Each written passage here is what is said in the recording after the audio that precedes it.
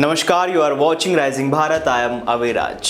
एक वक्त होता था जब हम अपनी ज़रूरत या घर की ज़रूरत का सामान लेने दुकान तक चलकर जाते थे, कभी मिश्रा जी की दुकान पर तो कभी किसी और किराने की दुकान पर। लेकिन अब वो वक्त नहीं है। अब वक्त बहुत ज़्यादा बदल चुका है। ऑनलाइन शॉपिंग का दौर आया जहां डिलीवरी यानी कि आपका सामान 2 से 3 दिन में आप तक पहुंचाया जाता था। लेकिन बॉस, आज का वक्त बिल्कुल बदल चुका है। सोचिए, एक शाम में बिल्कुल मध्यम सी बारिश हो रही है और आपके घर पर चाय बन रही है। अचानक आपको पता चलता है कि आपके यहाँ पर तो चीनी ख़त्म हो गई है। अब अगर पहले का वक्त होता तो आप परेशान होते कि यार अब बारिश में बाहर चीनी लेने कौन जाएगा। लेकिन आज आप परेशान नहीं होते हैं, बल्कि आप अपना फ़ोन उठाते हैं और बस 10 मिनट के अंदर ब्लिंकिट या ज़ेप्टो का डिलीवरी बॉय चीनी लेकर आपके दरवाजे पर खड़ा होता है। बॉस, एक क्विक कॉमर्स की दुनिया है जहां चाय ठंडी होने से पहले आपका सामान आपके घर पर आ जाता है। सुविधा अपनी पीक पर है। ब्लिंकिट की रफ्तार इतनी तेज है कि जोमेटो का असली फूड डिलीवरी बिजनेस का आधा हिस्सा बन चुका है और सेल्स 6 गुना तेजी से बढ़ रही है। लेकिन क्या कभी आपने रुक कर थोड़ा सा थम कर ये सोचा है कि इस दौड़ की असली कॉस्ट यानी कि कीमत क्या है? क्विक कॉमर्स एक रेवोल्यूशन है। हर किसी को ये कॉन्सेप्ट पसंद आ रहा है, लेकिन अभी तक मेरा सवाल यही है कि क्या क्विक कॉमर्स एक सस्टेनेबल बिजनेस मॉडल बन सकता है? और ये बोलने के पीछे एक रीज़न है, क्योंकि बहुत समय तक क्विक कॉमर्स एक ऐसा बिजनेस मॉडल रहा है जो सिर्फ स्पीड और इन्वेस्टर्स के पैसे पर चल रहा था, प्रॉफिट्स पर नहीं। क्रिटिक्स हमेशा से ये सवाल करते रहे कि क्या इतनी हाई स्पीड डिलीवरी का मॉडल सस्टेनेबल हो सकता है। लेकिन जब आप करीब से देखेंगे तो पता चलता है कि अब जैसे जैसे वक्त बदल रहा है, कंपनीज अपने मॉडल को रिफाइन कर रही हैं, फास्टर डिलीवरी के साथ साथ अपने वर्कफोर्स का ख्याल रखते हुए और कॉस्ट को रिड्यूस करने पर ध्यान भी दे रही हैं। तो इन सारी चीज़ों पर कंपनीज द्वारा काम किया जा रहा है। चलो अब बात करते हैं क्विक कॉमर्स के इकोनॉमिक मॉडल के बारे में। इंडिया में क्विक कॉमर्स सिर्फ ग्रो ही नहीं कर रहा है, बल्कि बूम कर रहा है।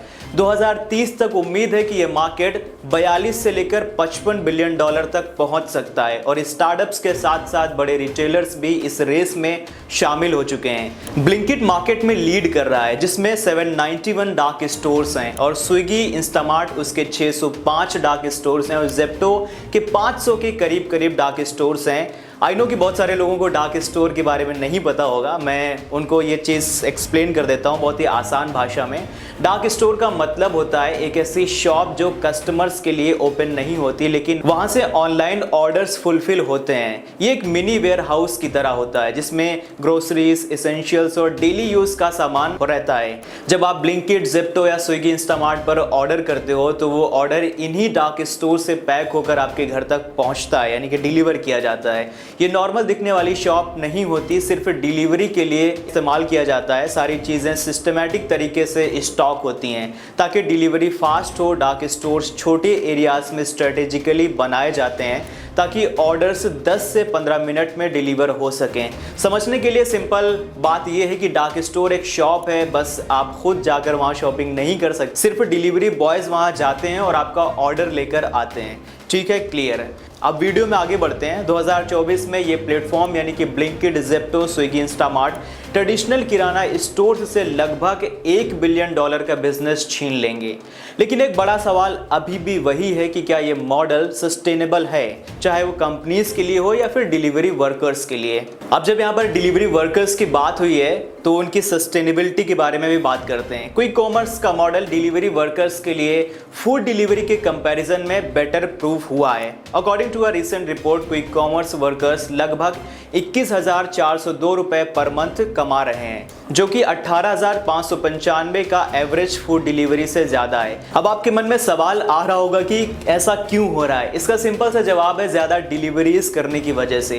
क्विक कॉमर्स वर्कर्स महीने में लगभग 533 ऑर्डर्स कंप्लीट करते हैं, जो कि फूड डिलीवरी वर्कर्स के 411 ऑर्डर्स से 30% ज़्यादा है। ये एफिशिएंसी इसलिए आती है क्योंकि quick commerce 1 to many delivery model use करता है, जिसमें एक डार्क स्टोर छोटी सी एरिया यानी कि 2 से 3 किलोमीटर में मल्टीपल कस्टमर्स को सर्व करता है। वहीं फूड डिलीवरी का मैनी टू मैनी मॉडल होता है, जिसमें ड्राइवर्स 5 से 7 किलोमीटर के डिस्टेंस में रेस्टोरेंट और कस्टमर्स के बीच ट्रैवल करते हैं और वहीं पर क्विक कॉमर्स डिलीवरी सिर्फ 10 से 15 मिनट में होती हैं, जबकि फूड डिलीवरी में लगभग 30 से 40 मिनट लगते हैं। शॉर्टर डिस्टेंस का मतलब है ज़्यादा डिलीवरीज पर आवर और लोअर फ्यूल कॉस्ट। तो इस वजह से क्विक कॉमर्स डिलीवरी वर्कर्स ज़्यादा कमा पा रहे हैं फूड डिलीवरी वर्कर्स के कंपैरिजन में। चलो अब बात करते हैं कंपनीज की सर्वाइवल स्ट्रैटेजी के बारे में। देखिए, कंपनीज के लिए ये कैलकुलेशन थोड़ा सा ट्रिकी है। एक डार्क स्टोर सेटअप करना महंगा पड़ता है और ब्रेक इवन पॉइंट तक पहुंचना भी बहुत ज़्यादा मुश्किल है।